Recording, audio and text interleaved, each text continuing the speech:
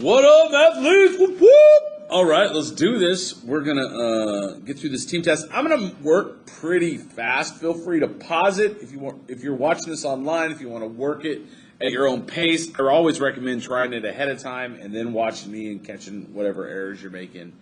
So we're going to go from there. All right. So simplify. This really just means if there's no equal sign, guys, you're not solving for x. You're just simplifying this, getting it as simple as possible. I'm going to combine like terms. Usually that's what it means, combine like terms. So in this case, I can combine 5x and negative 2x, and I get 3x plus 2. That's as simple as we get. All right, brief interruption number 1. I made a mistake on my original recording, so here we go. It was early in the morning. And we're going to distribute this, so 4x plus 24 and minus 3x plus, remember that's not 8 times 2, that 2 tells you, remember an exponent tells you how many times to multiply the base times itself, so that's 8 times 8 is 64. Combine like terms, 4x minus 3x is x. And 24 plus 64 is positive 88. So we get x plus 88. Boom. All right, sorry if you noticed the blip. I forgot to plug my laptop in and it shut down mid-recording. So let's go on this one. Now the difference between simplify, evaluate means we're going to solve. You want to make sure you remember order of operations, right? Parentheses, exponents, multiplication, division, addition, subtraction. All right, so let's do this. I'm looking at this one right here on A, and 3 squared, I can go ahead and do that as 9 minus. Now, I'm going to do parentheses as well. 8 minus 10 is negative 2. 2 negatives make a positive, and I get 11. Yes. Evaluate also means solve for whatever variable you're given. So I'm given x equals 5, and I'm going to rewrite this as 3 times 5 plus 5 minus 2. Okay? So it's going to be 15. I've got 5 minus 2, so plus 5 minus 2 is 3. 15 plus 3 is 18.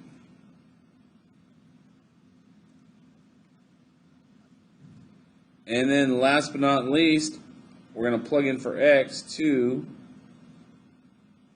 times 2 minus 3 plus 2 to the third power, or 2 cubed. And 2 minus 3 is negative 1. 2 times negative 1 is negative 2. Plus 2 to the third power. 2 times 2 is 4 times 2 is 8, right? Plus 8 equals 6. Boosh, right there. Good times. All right, moving on up. Again, pause if you need to if I get going a little too fast. Houseworth just won a sweepstakes at GameGo. GameGo, you're welcome. I wrote this myself. He gets to go to his local store and pick one play box. PlayStation, Xbox, you feel where I'm coming from. For $349, 2 controllers for $26 each, and 8 games at $42 each. Write an expression that would represent the total value of the price. So you're not actually solving this, guys. You're just writing an expression that would solve it. So here's what I would do. I would write 1 times 349. I don't really need the 1, but there we go. Plus 2 times $26, right? Plus 3 times $42. And you don't actually have to put that 1 there, but you can. This is the expression that would get me the total value. Okay? All right. Kinzer is at the Indy 500. What units are being used to measure the speed of the cars on the track? And this is really just getting your number sense. What are you going to use? What kind of a speed are we going to measure? I would accept 2 answers on this. Either miles per hour, right? Or kilometers per hour, depending on what system you're going with. Either one of those would be fine with me. I'm not going to do inches per second, right? Or inches per hour, or things like that. That's kind of a ludicrous measurement, right? Because those things are going like 200 miles an hour. So you need to be measuring in miles an hour. All right. Find the lengths of each side of the given triangle if the perimeter is 19 meters. Okay, well, how do we find the lengths of each side? Well, first of all, to find perimeter, I add up all the sides, right? So I'm going to write x plus 3 plus 3x minus 4 equals 19. Now, I didn't really need the parentheses. I just did that for my own self to think, you know, side 1, side 2, side 3, or whatever. All right, and now I'm going to combine like terms. So, again, x plus 3 plus 3x minus 4. I'm just getting rid of the parentheses because with the pluses in front of the parentheses, it doesn't change anything. And now let's combine like terms. I've got x plus 3x. Remember, there's ones in front of these. That's 1, 2, plus 3 is 5. So I've got 5x, those are gone. And then 3 minus 4 is minus 1. And those are gone, equals 19. Okay? We're going to add 1 to both sides. And we get that 5x equals 20. Well, that works out really nice because I'm going to divide both sides by 5. When I do that, I get that my x equals 4. Now, we're not done because we want to find the lengths of each side. So I know that this side is 4. This is going to be 4 plus 3, which equals 7. And then this is going to be 3 times 4 minus 4, right? So this is going to be what? 12 minus 4, which is 8. So it's a 4, 7, 8 triangle. Boom. Good stuff.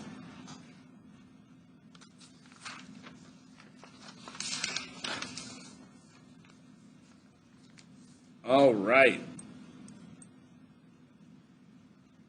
So I saw a couple ways to do this. I'm going to do this 2 different ways just so I can show you both different methods. The first way is for 3x minus 4y equals 24, solve for the x and y intercepts. All right, at the x-intercept, we know that y is 0. At the y-intercept, we know that x is 0. Listen, that's partial credit right there, people. And right here, let's at least write m equals, right? Let's get our slope down. So, first way, I'm going to plug in 0 for y, and I'm going to get 3x minus 4 times 0 equals 24. That goes away, and I'm just left with 3x equals 24. You don't even have to rewrite it. I'm just doing it for you guys. Divide both sides by 3, and we get x equals 8. Boom. We have our first point. Second point, y-intercept. I'm going to plug in 0 for x. So I'm going to have 3 times 0 this time, minus 4y equals 24. That goes away. I'm just left with negative 4y equals 24. Divide both sides by negative 4. And I get that y equals negative 6. Now, I'm embarrassed to say, I didn't even think of doing this, and this is probably the easiest way possible. It's my lovely assistant, Mr. Isaac Garber, for those of you that know him, that was like, hey, do I do it this way? And I was like, oh my gosh, why didn't I think of that? So if I look at these 2 points, remember we have that slope is just equal to our y2 minus y1 over x2 minus x1, which looks really confusing, but just says subtract the y's and subtract the x's. So if I do that, right, I'm going to subtract the y's, which is going to equal negative 6 minus 0, all over, subtract the x's, 0 minus 8. So what do I end up with? I get up top negative 6, down bottom negative 8, and that simplifies. 2 goes into both of those, right? Goes in there 3 times, goes in there 4 times, and 2 negatives make a positive, so it's just a slope of 3/4, so our slope equals 3/4. The other way you can do it, which I actually did it in the answer key, and I'm embarrassed to say it's probably the harder way, but there is that, so shout out to Garber for this method, is simply just change this 3x minus 4y equals 24 into slope-intercept form. So I'm going to subtract 3x over minus 4y equals negative 3x plus 24. Can't combine them, right? Divide both sides by negative 4, and you got to divide each term by it. So y equals 3/4. See, that's just 2 negatives make it positive, 3/4 x. And then 24 divided by negative 4 is minus 8. Boom. All right? So there we go. There's your 2 ways to solve for that slope. Awesome. Let's keep rolling. Solve the following for x. Okay, so we're just going to see what we can do here. This side can't do anything, 4x minus 5, but I can distribute right here equals 4x plus 3. Uh-oh. What happens? I'm going to subtract 4x from both sides. 4x's are just going to cancel from both sides, and I'm left with negative 5 equals 3. Is that true? Nope. So no solution, right? Okay, let's try this next one.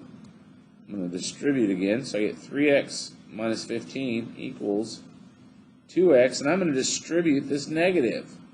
It's like a negative 1's being multiplied times everything, so it's going to be negative 15 plus x.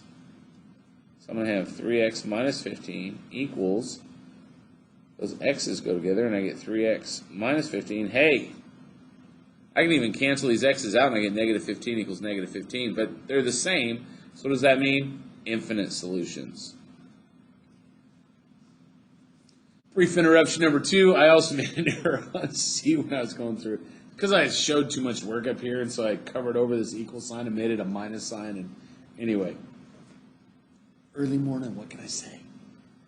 So 5x, we're going to distribute this negative 2, right? 2x and 3, so negative 2x minus 6 equals, distribute again, want to have that distribution practice, 4x plus 8. So combine like terms, and I get 3x for 5x minus 2x minus 6 equals 4x plus 8. I'm going to keep x positive, so I'm going to subtract 3x from both sides. And then subtract 8 over, right? So I get it all on the right sides. I end up with negative 14 equals x. 4x minus 3x is x. And there we go. That's it. That's all she wrote. Back to your regular scheduled program. All right, we're down to 8. As Dave is driving, he is stuck behind a slow-moving vehicle. We see that, right? He's driving, speeding up. Oh, he gets stopped right here, and he's going pretty slow. What interval indicates Dave attempting to pass the car in front of him and then slamming on the brakes to avoid the incoming traffic? Well, that's a mouthful of a sentence. Well, let's see what happens. He's driving behind a slow car, then he's like, oh, I'm going to pass. Speed up. But he's got to stop because he wants to avoid that incoming traffic. So, by the way, I don't recommend driving like this. And he ends up stopping all the way. So that interval that we see is from right here, where he starts to speed up to where he slams on his brakes to a stop because he's trying to avoid a wreck by driving not wisely. So we see that it's between 10 and 14. Okay. All right, let's go to the top here. Vertical line test is your friend. Which the following is a function. Everywhere I put a vertical line, this passes, so yes. Everywhere I put that, it fails, so nope. This one, doesn't matter where I put it, yes. And this one, doesn't matter where I put it, no. Okay? So, vertical line test is your friend. This problem takes up a lot of room, but it's not really that difficult. So, do we see any local maximas? Right here at B for sure. Any others? Nope, just B. That's a big box for one letter. How about minimums? We see valleys right here and right here, so A and C. But not D. D is a neither. Perfect. For her birthday, Jasmine is taking friends to the new V Arcade. The cost for her group to go is $125 equipment fee plus $50 per hour. Write an equation in slope-intercept form. So, remember, what is our B value, which is our start value? What is the starting cost of this? It is $125. That's just right out the gate, right? And then what is our rate? What is our slope? What is the thing that's continuing to grow? That's the $50 per hour. So our slope equals $50 per hour, okay? So we're just going to plug that in then to y equals mx plus b. This, by the way, I'm showing my work and how I would expect you to show your work. By labeling these things, tell me you know what's going on, right? So I get y equals 50x plus 125. There we go. That's A. How much would it cost for a 5-hour-long party? All right, well, x is hours, so we're going to have y equals 50 times 5 plus 125, which that's 250. 250 plus 125 is $375. So it would cost, remember, word questions get word answers, it would cost $375 for a 5-hour party. Well, we're moving. Pause if needed. Last page. One of my favorites. We're going to do some graphing.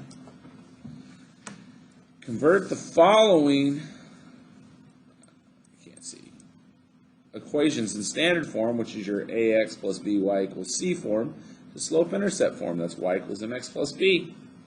All right, so let's do it. We're just going to subtract the x over. And I get 2y equals negative 3x plus 10. Divide everything by 2. And I get y equals negative 3 halves x plus 5. There's the first one. Second one, again, same formula. I'm subtracting the x's over, minus 5x. We're not forming the same process. Minus 4y equals negative 5x plus 8. Always put the x term in front, so it's in mx plus b form. Divide everything by the negative 4. And we get y equals, two negatives make a positive, 5/4 x minus 2. 8 divided by positive divided by negative is minus, 8 divided by 4 is 2. Graph each of these equations. Well, let's do it. This is my start value, 5. Boom, right here. 1, 2, 3. Oh, I should make sure x, y. Let's make sure we do it all right, right? Put my arrows on these two. That's just me. You don't have to do that. It's already labeled for us, so we're good there. Okay, so 5. And then what is the negative? It goes down 1, 2, 3 over 1, 2. And you can do that a couple times. Down 1, 2, 3 over 1, 2. Boom.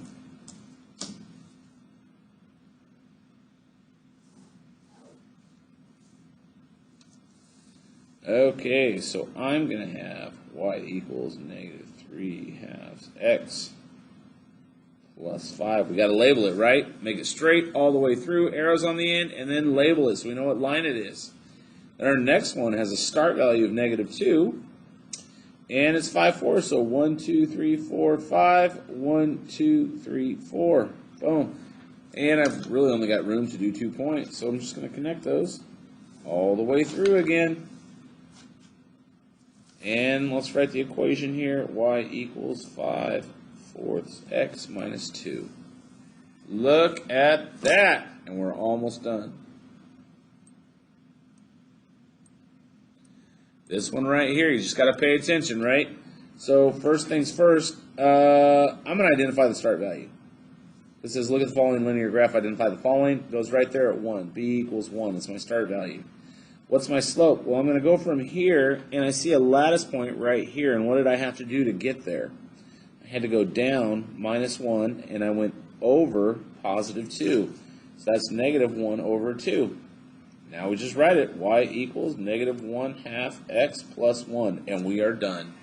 That's it. Boosh. All right. Hope you guys are prepped. This is a good, great study guide for the final. Write great notes. Include some graphs. With that said, peace out.